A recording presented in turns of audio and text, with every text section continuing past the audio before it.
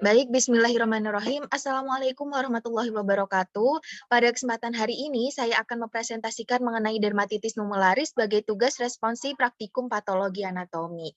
Jadi sebelum itu, perkenalkan nama saya Sri Namirawati, NIM 19910022. Content of this presentation are definisi, faktor risiko, patofisiologi, gambaran klinis, dan gambaran histopatologi dari dermatitis numularis. Pertama yaitu definisi. Definisi dari dermatitis numularis. Dermatitis numularis, also known as discoid eczema or nummular eczema.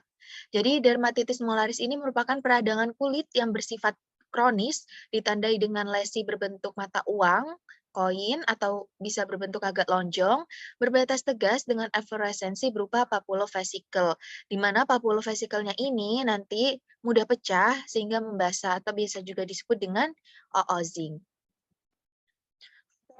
Faktor resiko dari dermatitis numularis, pertama ada kulit kering, trauma fisik, musim kering, dan bahan-bahan lain.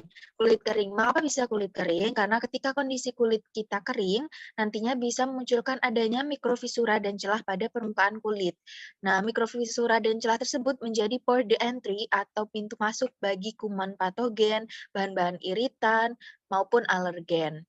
Kedua adalah trauma fisik, hampir sama dengan kulit kering tadi, jadi ketika ada trauma fisik pada permukaan kulit, itu bisa menjadi port de entry dari kuman patogen dan bahan iritan dan alergen.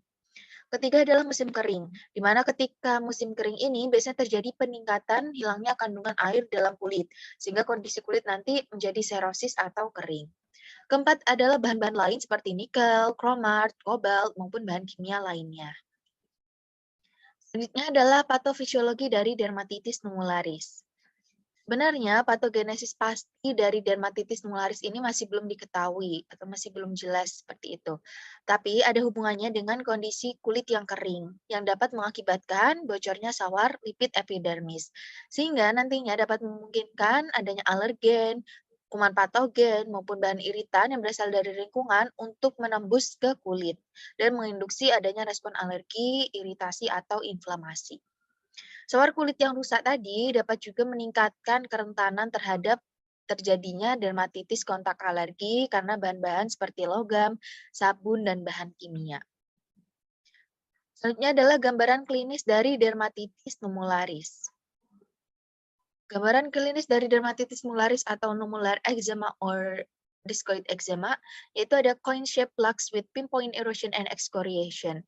Jadi di sini ditemukan adanya plak atau lesi berbentuk koin, seperti koin, berbatas tegas, kemudian kondisi kulit pasien juga kering kulitnya. Dan biasanya lesi berbentuk koin ini bisa ditemukan satu atau multiple dan sering ditemukannya pada daerah ekstremitas. Gambar yang kanan merupakan gambaran nummular eczema in a child. Di sini ada gambaran lesi berbentuk seperti koin, di mana lesi ini disertai dengan crusted plaques. Jadi ada krustanya berwarna kuning, sedangkan pada yang gambar kiri tidak ada krusta. Gambaran histopatologi dari dermatitis numularis. Histopatology of nummular eczema or discoid eczema itu ada pale crust, spongiosис, edem, psoriasiform hiperplasia, dan limfosit. Pertama adalah scale crust, di mana biasanya ada parakeratosis containing plasma and neutrophil.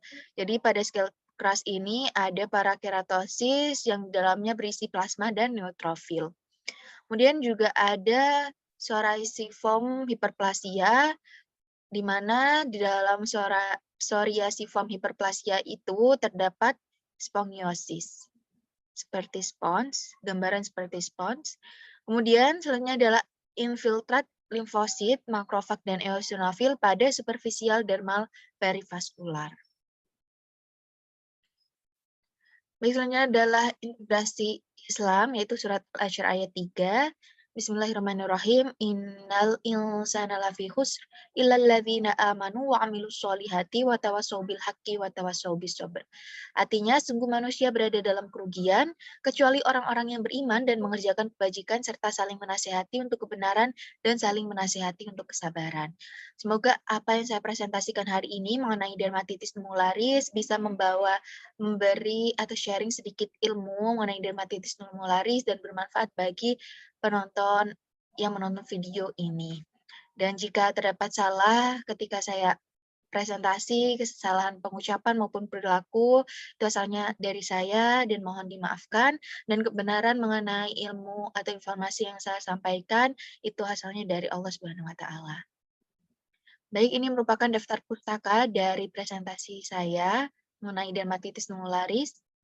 Jazakumullah khairan katsiron. Wassalamualaikum warahmatullahi wabarakatuh.